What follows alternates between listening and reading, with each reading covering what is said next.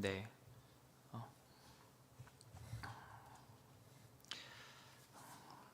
저희 죄송합니다. 유튜브 영상 혹시 준비됐나요? 찬양 영상.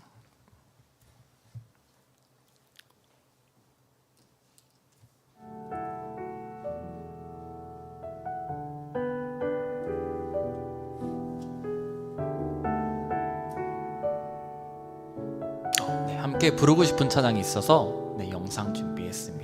네, 이 찬양 함께 처음부터 부르시겠습니다. 네, 다시 한번 들어주세요.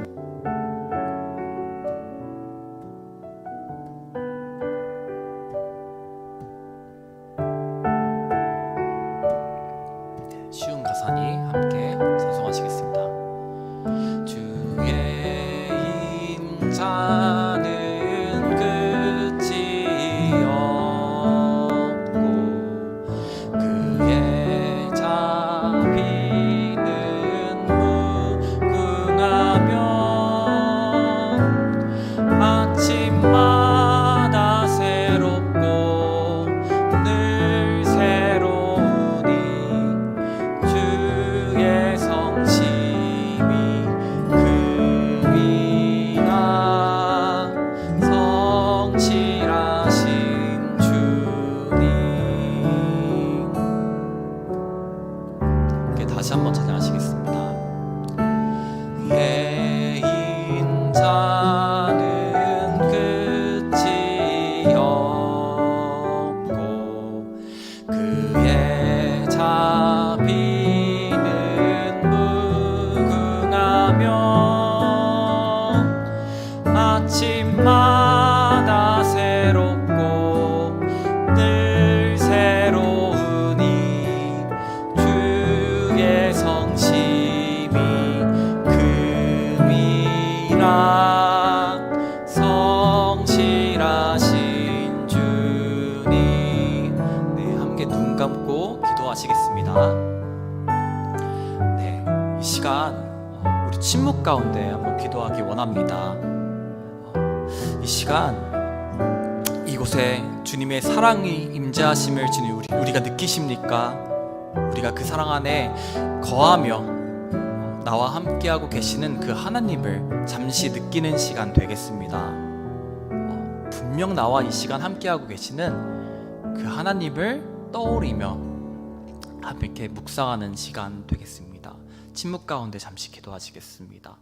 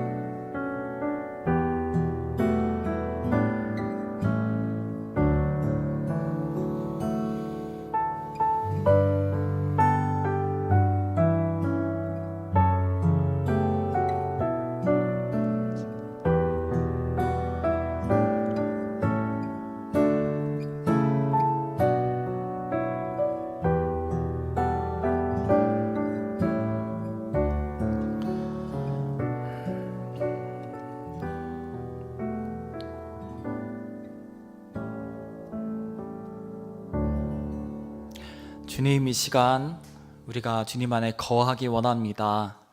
그 사랑 안에 주님 거하기 원합니다. 그 시작으로 주님, 우리가 주님이 언제나 우리와 함께하고 계심을 잊지 않기 원합니다. 하나님은 사랑이십니다. 예수 그리스도는 우리를 사랑하셔 이 땅에 오셨습니다. 주님, 결국에는 사랑입니다. 우리가 그 사랑 안에 머물며 거하며 누리는 지금 우리 이 시간 되기를 소망하니 아버지, 모든 것 주관하여 주시고 우리 마음 가운데 주님 거하여 주시옵소서. 주님 의탁하며 나아갑니다. 예수 그리스도의 이름으로 기도드립니다. 아멘. 네, 오늘 말씀 요한일서 4장 16절 말씀입니다. 말씀 요한일서 4장 16절 말씀입니다.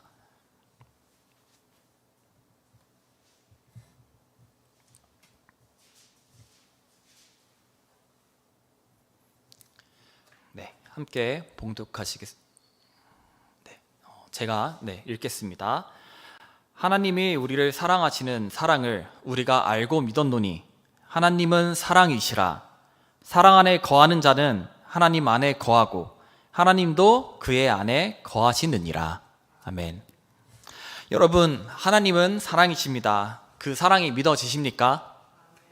네. 지금 이 자리에도 여러분을 너무 사랑하시는 그 하나님이 우리 마음 가운데, 우리 예배 가운데 함께 계심을 믿으며 나아가는 오늘 예배 되기를 소망합니다. 네. 지난주 저는 청년들과 겨울 수련회를 다녀왔습니다.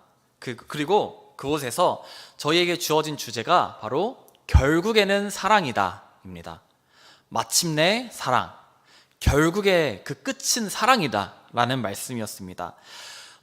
코로나 이후에, 그리고 제가 이곳에 와서, 그리고 임원들이 새로 세워지고 나서 간 첫 번째 수련회였습니다. 그렇기 때문에 이 수련회 때 어떤 말씀이 가장 이들에게 중요할까라는 고민 가운데 전혀 주저할 것이 없었던 것 같습니다. 우리에게 사랑이 필요하다. 우리에게 사랑을 전파하는 거가 가장 그 첫 번째 계명이다 라는 게 제 마음에 주신 하나님의 말씀이었습니다. 그래서 그때 했던 말씀을 오늘 수요예배 통하여서 나누려고 합니다. 네, 저희 12명의 청년들이 함께 그 자리에서 주님의 사랑을 교제 가운데서, 그리고 말씀 가운데서 충만히 누리고 왔던 그러한 시간이었습니다. 지금 청년들이 사는 세상은 저희가 살던 세상과, 그러니까 저희 이제 살던 세상과 많이 다르죠. 그러니까 어떤 부분이 다르냐면 그때 정과 따뜻함이 많이 사라지고 옅어진 시대를 살고 있습니다. 제가 그거를 좀 분명하게 좀 보여드리기 위해서 영상 하나를 좀 준비해 봤습니다. 네, 영상 잠깐 틀어주시겠습니까?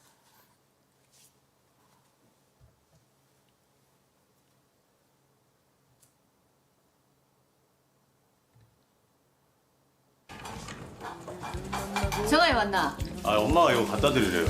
아이고야, 야 너 그거 사라다 했나? 엄마가 그리고 밥 한 공기만 달라고. 뭐야? 내가 아버지 오늘 늦게 들어온다 하더만 일찍 들어오시는갑네. 자, 됐다. 자, 있어봐라 정아나. 아줌마가 깍두기 좀 줄게. 엄마 갖다 드리라. 이거 아줌마가 주셨어요. 아이고 맛있겠다. 잠깐만.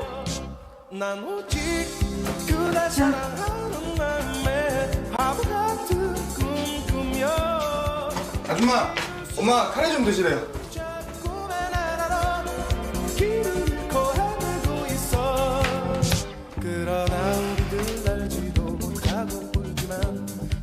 엄마가 이거 갖다 드리래요. 그대 손을 잡고 밤하늘을 날아서 궁전으로 갈 수도 있어. 난 오직 그댈 사랑하는 마음에 밤하늘. 아줌마 이것 좀 드시래요.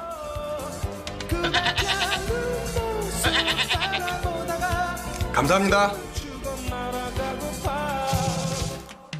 아줌마!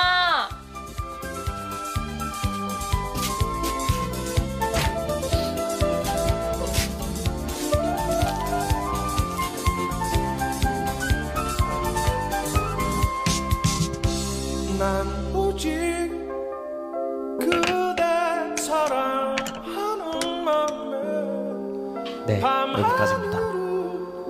먹자. 사실 제가 어렸을 때만 해도 이 정이 좀 가득했던 것 같습니다. 그러니까 제가 부모님이 안 계셨을 때는 앞집에 가서 머물다가 식사를 하고 오고, 또 친구가 갈 데가 없으면 저희 집에 와서 놀러 앉아서 같이 식사하고 시간 보내고 저녁 늦게 돌아가고 그랬던 것 같습니다. 그래서 우리에게 이런 단어가 있었죠. 이웃 사촌이라는 단어가 있었죠. 이웃이 사촌보다 더하니까요. 이웃이 사촌보다 더 따뜻했으니까요. 근데 지금은 이웃 사촌이라는 단어를 잘 쓰지 않죠. 또 이런 속담도 있었습니다. 먼 친척보다 가까운 이웃이 낫다 라는 이런 속담도 있었습니다. 지금은 느끼기 조금 힘든 감정들이지 않을까 싶습니다. 참 따뜻했죠. 근데 왜일까요? 아마 서로 안에 사랑이 가득했던 것들은 우리가 유추해 볼 수 있습니다. 그리고 전 조금 더 나아가서 이런 생각을 좀 해봤습니다. 아, 그때는 내가 나라고 말하는 것이 나가 아니라 나의 모든 이웃사촌까지 해서 나라고 얘기하지 않았었나. 나라는 범위가 지금 세상에 살고 있는 우리와 정의가 좀 다르지 않았었나 라는 생각을 좀 하게 됩니다. 왜냐면 우리나라가 굉장히 이제 부유해지면서 재산이 쌓이고 또 어떤 사람은 권력이 쌓이고 그러니까 지킬 것들이 이제 많아지게 되죠. 그쵸? 그러니까 내가 나를 지키려면 울타리를 이렇게 쳐야 됩니다. 내 울타리 속에서 이제 나라는 명제가 확고해집니다. 여기가 바로 나야. 나 넘어오면 안 돼. 점점 삭막해지는 시대를 살고 있었습니다. 이거를 가장 잘 표현한 게 요번 가장 잘 표현한 게 기생충이라는 영화였습니다. 다들 알고 계시죠? 기생충이란 영화가 모든 사람의 호평과 공감대를 얻었던 것은 이 세상을 살아가면서 보이지 않는 선이 있다. 그 선을 넘어오지 말아야 하는 것들을 영화를 통해서 가장 잘 보여줬던 것 같습니다. 현실을 적나라하게 비판하고 있죠. 네, 그것이 바로 요즘 우리가 말하는 나, 그리고 이제 달라진 사랑의 개념이지 않나 싶습니다. 네, 이제 서론이 길었습니다. 제가 이 서론을 왜 이렇게 길게 얘기를 하냐면 앞으로 나올 이제 설교들에 대해서 이것들을 다루고자 하기 때문입니다. 정리하면 이제 나는 가정 혹은 내 안에 갇혀 있죠. 그저 내 가족만 나, 아니면 이 틀 안에 나만 나라고 하는 세상 속에서 살고 있습니다. 그 안에 갇혀 있게 되었죠. 그것이 우리가 청년들에게 물려준 지금 우리가 살아가고 있는 세상입니다. 그래서 여러분 사랑해야 합니다. 그래서 우리는 사랑을 필요로 합니다. 우리가 이 각박한 세상의 돌파구를 찾는다면 저는 그걸 사랑이라고 말하고 싶습니다. 과연 대체 제가 무슨 말을 하고 있는 걸까요?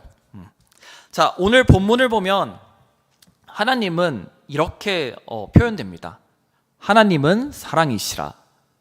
우리가 믿는 그 하나님은 사랑이시라 라고 단호하게 지금 명제로 말씀하고 있습니다.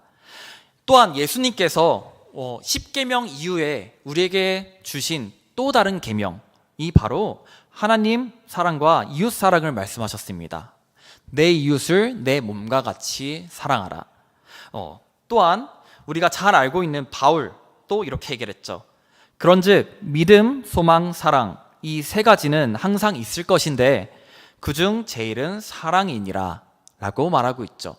성경은 줄곧 사랑을 우리에게 얘기하고 있습니다. 네. 그래서 이 사랑의 속성에 대해서 제가 한번 세 가지로 좀 나누고자 합니다. 먼저 첫 번째, 사랑 안에 거하는 일을 하나님은 이끄신다. 하나님이 그 사랑 안에 거하는 일을 이끄신다 라고 말하고 싶습니다. 본문에 사랑 안에 거하는 자는 하나님 안에 거하고 하나님도 그의 안에 거하시느니라 라고 말하고 있습니다. 네, 우리 본문을 통해서 사랑 안에 거한다는 의미는 하나님의 사랑을 우리가 받아들이고 그리고 그 사랑을 먹으며 자라가고 그 사랑이 우리의 삶 속에서 그냥 머무는 것이 아니라 나타난다는 것이죠. 왜냐? 우리가 그 사랑을 받았고 머물기 때문에 이제 내가 받은 그 사랑을 내 이웃과 내 소중한 사람들을 위하여서 그리고 심지어 내가 모르는 사람들을 위하여서 행동으로 나타난다는 것을 의미합니다. 그것이 바로 사랑 안에 거한다라는 것입니다. 그랬을 때 하나님도 우리 안에 거하신다라고 얘기하시죠. 그 하나님은 사랑 안에 거하시는 일을 이끄십니다. 이거의 가장 큰 예로 제가 요즘에 가장 많이 예를 드는 인물로 영민 형제가 있습니다. 네, 송영민 형제 잘 알고 계시죠? 네. 제가 좀 적나라하게 얘기해도 어떨지 모르겠지만 제가 이 교회 처음 왔을 때 영민 형제를 보고 나서 되게 환대를 하고 되게 바르고 그쵸? 그리고 인사 되게 잘하고 이 친구를 보면서 되게 잘할 청년이구나 라는 생각을 뒤로 하고 이 청년이 교회에 정착하기가 좀 쉽지 않겠다 라는 생각을 좀 했습니다. 왜냐하면 영민 형제가 굉장히 자기 고집이 센 사람이라는 거가 눈에 보였었거든요. 그래서 내 안에 하나님의 자리를 비워두는 것이 쉽지가 않겠구나. 왜? 내 감정과 내가 하고 싶은 게 가득했던 형제였으니까요. 그래서 이 교회에 정착하며 꾸준히 나오는 거는 쉽지 않겠구나라는 생각을 했습니다. 그런 형제가 갑자기 필리핀 선교를 가게 됩니다. 필리핀 선교에 갔을 때 형제가 여전히 똑같았습니다. 이 더러운 곳에서 이 생활하는 거, 잘 때 바퀴벌레가 기어다니는 이곳에서 내가 생활하는 게 쉽지 않겠다라는 내 생각으로 가득 찼던 형제였습니다. 그쵸? 근데 첫날 선교사님이 모든 아이들 앞에서 바나나 잎을 쭉 깔고 나서, 그리고 그곳에 맨 땅에 바나나 잎 위에 밥을 주었습니다. 그 밥을 주었을 때 아이들이 그 별거 아닌 밥 하나에 모두 모여들어서 밥을 먹는 모습을 보게 됐죠. 그때 영민 형제가 딱 이 생각을 합니다. 나로 여기 있으면 나는 아무 일도 할 수 없겠구나. 그렇지, 하나님이 하시는 일을 내가 지금 봐야겠다 라고 자기 반성을 하고 자기를 내려놓습니다. 그리고 우리는 영민 형제의 간증을 봤다시피 영민 형제의 그 처음부터 끝나는 모든 순간이 감동과 그다음 그냥 그저 돌아왔을 때 부모님을 만나고 울면서 너무 좋았다라고 밖에 표현할 수 없는 그러한 경험을 하고 왔던 영민 형제를 우리는 보게 됩니다.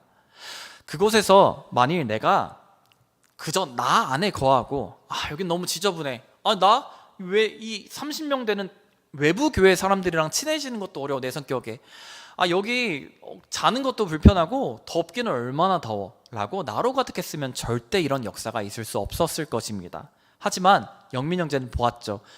이곳에 있는 하나님의 일을 기대하며 내가 아닌 그 하나님의 사랑 안에 머물러야겠다 라고 생각했을 겁니다. 그때 하나님의 일이 비로소 시작되었습니다. 하나님은 그 사랑 안에 임하기 시작하셨고, 그 아이들을 통하여서 그 사랑을 영민 형제에게 퍼주었습니다. 그 안에 영민 형제가 많은 변화와 많은 경험들을 하고 왔던 걸 우리는 볼 수가 있습니다. 그러므로 이 예시를 통하여서 사랑 안에 거하는 일을 하나님이 이끄십니다. 하나님이 그 모든 삶을 이끄시는 것들을 우리가 알 수 있는 예시가 될 것입니다. 네, 두 번째로 사랑은 불가능한 것을 가능하게 한다입니다. 우리 안에 거하시는 그 하나님이 어떤 분이십니까? 바로 전지전능하신 분이시죠. 내가 내 공간을 하나님께 내드렸을 때, 하나님이 우리 안에 거하였을 때 우리는 그 전지전능하신 분과 함께 할 수 있게 됩니다. 그 사랑이 불가능한 것을 해내게 됩니다. 자, 요거의 가장 좋은 예로 우리 아마 이곳에 계신 분들 다 겪었을 겁니다. 바로 어머니에 대해서 우리가 얘기할 수 있을 겁니다. 이러한 것들을 봤습니다. 인간이란 신경과학적으로 이기적인 존재이기 때문에 아이를 낳는다는 거가 신경과학적으로 맞지 않는다고 합니다. 자, 모두 경험했다시피 아이를 낳는다는 것은 그 어미의 생명을 주는 것과 마찬가지입니다. 출산부터 그 아이가 자랄 때까지 그 어미는 자신의 생명을 먹여가며 이 아이를 양육하게 됩니다. 또한 아버지 입장에서 봅시다. 아버지는 자기의 시간과 노동력을 들여 이 아이를 키우게 됩니다. 얼마나 이게 비효율적인지 모르겠습니다. 그저 자기의 힘을 모두 투입하여서 이 아이 한 명에게 주는 것이기 때문입니다. 그러므로 이 신경과학적으로 이제 과학자는 얘기합니다. 인간에게 맞지 않는 것이다. 아이를 양육하고 키우는 것은 이 이기적인 인간에게 맞지 않는 것이다. 하지만 이 불가능한 것을 우리는 이미 한번 경험했지 않습니까? 우리가 이 불가능한 것이 가능했던 것은 바로 이 아이에 대한 사랑이 한 가지입니다. 그저 우리는 이 아이에 대해서 어떠하다, 이 아이를 통하여서 내가 어떤 득을 얻겠다, 이런 생각이 아니라 그저 이 아이를 보며 우리는 사랑하게 됩니다. 그러므로 이 불가능한 일을 우리는 해내게 되고, 그 해내신 분들이 바로 여기 앉아 계십니다. 여러분, 사랑은 불가능한 것을 해내게 합니다. 또한 제가 이 예시를 얘기할까 참 부끄러운 일이지만 이번 수련회의 일 중에 한 가지입니다. 제가 수련회에서 설교를 준비하고 설교를 나누는데 이번에 송씨 가족 얘기가 많이 나오네요. 영준 형제가 손가락을 다친 겁니다. 저 그 설교를 마무리를 좀 해서 정리를 해서 가야 되는데 병원이 1시간 거리에 있었습니다. 그러니까 저 같은 이 1시간 거리가 왔다 갔다 1시간, 왕복해서 1시간. 마무리를 좀 해야 되는 시간을 놓고 결국은 이제 영준 형제를 병원에 내려다 주고 다시 오게 됐습니다. 오고 나서 설교를 하는데 설교가 중간에 턱 하고 막힌 겁니다. 왜냐하면 제가 마지막 부분, 정리가 필요한 부분에서 턱 하고 막힌 거예요. 보통 때였으면은 임기응변으로라도 마무리를 했을 텐데 제가 그곳에서 여러분 잠시만요. 제가 여기서 말문이 막혀서 잠깐 시간이 필요합니다. 혹시 자유시간 갖고 저한테 시간 잠깐 주세요 하고 한 5분 정도를 정리를 했습니다. 5분 정도를 정리하고 다시 와서 말씀을 전하는데 진행이 되지 않는 겁니다. 그 중요한 저녁 기도회 직전에 설교 시간에 말입니다. 그래서 이걸 내가 어떻게 해야 할까라고 고민을 하다가 결국은 방법이 없더라고요. 그렇게 마무리를 좀 하고 이제 기도회 시간까지 하고 이제 다음 날이 되었습니다. 다음 날이 되었는데 이게 저한테 트라우마가 된 거예요. 뭐냐면 내가 앞에 서서 말씀이 막히면 거기서 나는 끝일 것 같은데 라는 이 두려움이 쓰는 겁니다. 저한테 이 두려움이라는 이슈가 어렸을 때부터 좀 있었어요. 저한테 언젠가 제가 한번 나눌 때가 있지만 이 두려움이라는 이슈가 너무 커서 정신적으로 이제 심리 상담까지 받아야 할 때가 있었는데 제가 그걸 극복했다라고 생각했던 사람이거든요. 근데 이 청년들 앞에서 내 두려움 이슈를 보였던 겁니다. 그리고 이거를 이 중요한 사람들, 내가 꼭 말씀을 전하고자 열망을 갖고 있는 사람들, 내가 너무 사모한 사람들이라 생각하니까 이 부담감 때문에 더 이 두려움 이슈가 이제 왔던 겁니다. 그랬을 때 아침 시간이 되어서 저한테 어떤 시간이 있었냐면 청년들과 큐티하는 시간들이 있었습니다. 그 큐티의 주제 또한 오늘 말씀, 똑같은 말씀이었습니다. 사랑이었습니다. 제가 이 말씀 큐티를 그저 이 청년들을 위하여서 준비했던 건데 저 또한 큐티 묵상을 하면서 이런 마음이 저한테 하나님께서 주시더라고요. 두려움이 있지 않냐? 너 그거 내 사랑으로 극복할 수 있다 라는 딱 그 큐티 말씀이었습니다. 제가 보통은 그 트라우마에 갇히면 보통 극복이 잘 안 됐으니까 그 심리상담까지 받으려 했었겠죠. 근데 하나님께서 그 두려움을 뒤로하고 너 나의 사랑을 바라봐. 내가 너를 책임지고 있지 않니? 내가 너를 그 두려움에서 그냥 둘 것 같아? 너 내가 이끌고 있잖니? 라는 마음을 주셨습니다. 그래서 그 두려움을 저가 하나님의 사랑으로 마음에 가듬고 그리고 나서 아침에 다시 앉아서 여러분 어제 못했던 마무리 설교를 좀 할까 합니다 라고 제가 그 다음날 바로 마무리를 좀 했습니다. 다행히도 우리 청년들이 아시죠? 워낙 선하고 워낙 이해심 깊은 청년들이라 그 저녁 기도회도 그렇고 그 아침 큐티 마무리 말씀까지 잘 전달할 수가 있었습니다. 저 또한 내가 불가능한 것들을 이 청년들과 이 예배 설교를 수련회를 통해서 다시 한번 극복할 수 있는 시간을 주시는구나 라는 것을 믿는 그런 수련회의 역사가 있었습니다. 네. 자, 불가능한 것을 가능하한다. 나아가서 한 가지 더 보기 원합니다. 무엇이냐? 그 수련회 마지막 시간에 저희가 Q&A 시간이 있었습니다. 거기서 가장 많은 질문 중에 하나가 무엇이었냐? 아마 우리랑 공통된 고민들일 겁니다. 내 이웃을 어떻게 살아갑니까? 좀 더 구체적으로 전도사님, 제가 이웃 사랑을 좀 하겠는데 원수는 제가 사랑할 수가 없습니다 라는 딱 그것이었습니다. 원수를 사랑하는 거가 정말 불가능하다라고 말할 정도로 쉽지가 않은 일입니다, 여러분. 원수를 사랑하는 것들, 그러니까 내가 나 자신을 뒤로하고 내가 정말 싫어하는 일을 사랑하는 것. 여러분, 우리는 하나님의 사랑을 먹고 자란 사람들입니다. 그쵸? 그리고 지금까지 그 사랑이 나에게만 머무는 것이 아니라 나는 그 사랑을 나눠야 되는 사람인 것을 우리는 이미 잘 알고 있을 것입니다.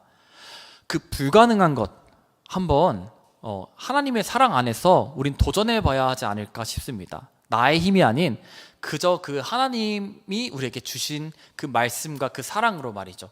제가 이 원수를 사랑하는 것을 이제 구체적으로 얘기하기 위해서 3번으로 좀 넘어가겠습니다. 자, 3번. 사랑은 결국 나를 위함이다. 네. 사랑하는 것은 결국 나를 위한 것이다 라고 하는 것입니다. 네. 3번, 예수님이 원수를 사랑하는 말, 이웃을 내 몸과 같이 사랑하는 말이 우리는 마치 희생처럼 들립니다. 마치 힘든 것을 하나님이 우리에게 의무론적으로 주셔서 이 의무를 해내야 하는 것처럼 들립니다. 근데 저는 이렇게 말하고 싶습니다, 여러분. 내 이웃을 사랑하는 것, 내 원수를 사랑하는 것은 결국 나 자신을 사랑하는 것입니다. 하나님은 여러분에게 물론 섬김을 필요로 하지만 여러분에게 이 말씀을 주시는 것은 결국 우리를 위하여 주시는 말씀이라고 우리 한번 해석해 보기를 원합니다. 원수를 사랑하는 것은 나 자신을 사랑하는 것입니다. 제가 그것을 한번 펼쳐서 얘기해 보겠습니다. 자, 나를 얘기해 보겠습니다. 이러한 심리적 통계가 있더라고요. 그러니까 어떠한 개인이 있습니다. 이 개인이 개인주의라고 하는 그 범주 안에서 나만을 생각하는 이 개인주의와 그 다음에 개인주의지만 내가 타인을 존중하며 그 관계 안에서 나를 드러낼 수 있는 개인주의, 이런 두 가지 개인주의가 있습니다. 자, 제가 예를 들게요. 야, 내가 뭘 하든 상관하지 마. 난 나잖아. 너가 왜 나를 상관해? 라고 하는 것은 극단적인 개인주의라고 지금 보시면 돼요. 자, 나는 나를 존중받고 싶어. 그리고 나도 너를 존중해. 라고 하는 거를 우린 수평적인 개인주의라고 해요. 이 두 가지 개인주의를 봤을 때, 그 통계는 이렇게 얘기합니다. 자기만을 바라보는 개인주의의 행복도와 내가 서로를 존중하면서 나 자신을 개인주의라고 말하는 이 두 가지 중에 누가 더 행복할까? 이를 통계를 냅니다. 신기하죠? 그렇죠? 자, 사람들은 생각합니다. 당연히 내가 나의 이득을 취하고 나의 이득을 따지는 것이 당연히 더 행복하지 않을까라고 사람들은 보통 생각하니까 요즘 만연하는 게 바로 극단적인 개인주의죠. 하지만 통계는 분명하게 얘기합니다. 아니, 그 사람들 행복하지 않다라고 분명하게 얘기해요. 사람이 서로를 존중하며 그 안에서 개인을 취할 때 그것이 더욱더 행복감이 높다라고 우리는 얘기를 합니다. 자, 그걸 통해서 내가 나만을 주장하는 것이 행복하지 않을 수도 있겠구나라는 것을 우리는 알 수 있게 됐죠. 또 한 가지 과학적인 이야기를 한 가지 더 가져오겠습니다. 자, 어떤 이야기가 있냐면 제가 좋아하는 과학 유튜버가 있어요. 과학 유튜버가 나는 행복한 방법을 찾았다라고 하면서 그 사람이 행복할 수 있는 방법을 이렇게 얘기를 하는데 다 이제 과학적인 이유들을 하나하나 토대로 얘기를 합니다. 그때 이 사람이 말한 주제가 딱 한 가지입니다. 뭐냐면 내가 흐려지고 나라고 주장하지 않는 것이 사람은 더 행복하다. 그러니까 나라는 주제가 이렇게 흐려져서 내 주변에 있는 것까지 나라고 얘기하는 것들, 나가 강하게 나만을 강조하는 게 아니라 나라는 주제가 커져서 내 이유까지 나라고 얘기하는 거가 더 행복하다라고 과학적인 이유를 이렇게 가져와서 얘기를 합니다. 그러므로 역설적으로 자기 자존감이 약한 사람들은 보통 더욱더 나를 주장합니다. 나는 이런 사람이야. 나는 이래. 라고 얘기한다고 하죠. 그리고 나서 결론을 냅니다. 그 결론은 바로 내가 흐려지면 사람은 행복할 수 있다. 그리고 그 행복하려면 있는 그대로를 봐야 한다. 있는 그대로를 바라봤을 때 사람은 사랑할 수 있다라고 얘기를 합니다. 네. 자, 이 과학 유튜버가 이렇게 얘기한다는 거가 저한테는 되게 신기하게 들렸습니다. 왜냐하면 과학을 얘기하는 사람이 결국 예수님이 말하는 것을 그대로 얘기하고 있었기 때문이죠. 있는 그대로를 봐야 한다. 그리고 우리는 사랑해야 한다. 라고 이가 얘기하고 있었다는 것입니다. 본인은 안티 크리스천이라고 얘기하는데 본인이 얘기하는 바는 예수 그리스도가 하는 가르침을 거의 곧대로 얘기하고 있었습니다. 네, 오늘 말씀으로 다시 가보겠습니다. 하나님이 우리를 사랑하시는 사랑을 우리가 알고 믿었노니 하나님은 사랑이시라. 다시 한번 읽겠습니다. 하나님이 우리를 사랑하시는 사랑을 우리가 알고 믿었노니 하나님은 사랑이시라. 성경은 우리 하나님을 사랑이라고 얘기합니다. 그리고 그 하나님의 사랑 우리는 알고 있죠. 아가페의 사랑입니다. 아가페적 사랑은 어떠한 가치와 조건이 없는 곧대로의 사랑입니다. 네. 그리고 예수님의 사랑을 한번 얘기해 보겠습니다. 성경에서 방금 본문에서 우리를 사랑하시는 사랑을 알다라는 의미를 보겠습니다. 사랑을 알다. 그러니까 이 사랑을 안다는 것은 구약 때부터 이스라엘을 사랑하시는 하나님의 사랑을 넘어서 예수 그리스도가 우리를 위하여 십자가의 사랑을 실천하는 것을 의미합니다. 인간이 죄인임에도 불구하고, 인간이 예수 그리스도가 이 땅에 오셨지만 그를 핍박했음에도 불구하고, 인간이 그 앞에서 잘한 것이 하나도 없음에도 불구하고 하나님은 우리를 사랑하십니다. 여기서 중요한 단어는 그럼에도 불구하고라는 단어입니다. 이 단어는 이전에 우리가 했던 어떠한 선행의 행동도 영향을 주지 못합니다. 다시, 그럼에도 불구하고는 우리에게 어떠한 조건도 붙이지 않습니다. 너가 뭘 했던, 너가 선한 일을 했던, 너가 악한 일을 했던, 그럼에도 불구하고 나는 아무 상관없어. 내가 너를 사랑한다 라는 하나님의 말씀이 있죠. 그 사랑을 아는 것이 오늘 본문은 그 사랑을 안다라고 얘기를 합니다. 그럼에도 단어는 너가 아무리 잘못해도 그 사랑을 아는 것. 여러분, 그 사랑을 믿으십니까? 이것을 믿는 것이 참 쉽지가 않으시죠. 자, 왜 쉽지가 않냐면 이 중에 모태신앙이 있는 분도 있을 거고, 그게 아닌 이제 중간에 하나님을 나이 들어서 아신 분들도 있을 겁니다. 그때 가장 많이 하는 리액션이 뭐냐면, 근데 그분이 뭔데 나를 사랑해? 라는 리액션이 가장 많죠. 사람은 보통 사랑을 받기 위해서는 어떠한 것들을 잘해야 할 필요가 있었던 환경 속에 살고 있었습니다. 자, 생각해 보세요. 세상에서 내가 사랑을 받고 싶어? 내가 잘해야 사랑을 받지. 그쵸? 근데 이 가치가 우리 가정에서도 마찬가지입니다. 은규가 앉아있지만 은규도 부모님 안에서 내가 부모님 안에 사랑을 받으려면 가족 안에서도 알게 모르게 내가 뭔가를 부모님 앞에 잘해야 부모님이 나를 사랑해 주실 거야 라는 마음을 가정 안에서도 우리는 그 무언중에 익히게 됩니다. 그러므로 하나님의 사랑을 곧이곧대로 우리가 느끼는 것이란 참 쉽지가 않습니다. 왜냐? 인간의 환경은 그렇게 자라왔기 때문입니다. 자, 그러면 하나님의 사랑을 우리가 느끼기 위해서는 우리가 다시 기억해야 됩니다. 하나님은 그럼에도 불구하고 나를 사랑하시는 분이시구나. 여러분, 그 사랑을 우리가 알아야 우리가 우리 이웃을 사랑할 수가 있습니다. 우리가 그 사랑을 알아야 우리 원수를 사랑할 수 있습니다. 여러분, 원수를 어떻게 사랑하냐? 그럼에도 불구하고 그 존재 자체를 보시면 됩니다. 그리고 그걸 볼 수 있는 것은 하나님이 우리에게 이미 그러하셨기 때문입니다. 우리가 그 사랑을 경험한 사람이라면, 우리가 빚진 자의 마음이라면 분명 우리도 할 수 있을 것입니다. 있는 그대로를 보시면 됩니다.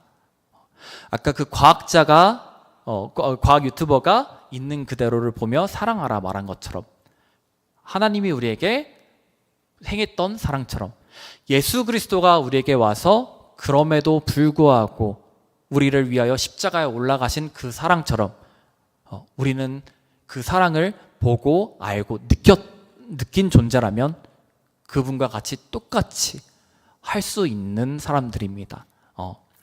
그 사랑을 실천하고 나아가는 우리들 되기 원합니다. 그리고 그것이 헌신과 희생을 넘어 우리 자신을 위한 것이라는 것을 꼭 기억하는 우리 제자집교회 성도분들과 나 자신 되기를 구합니다. 이 시간 함께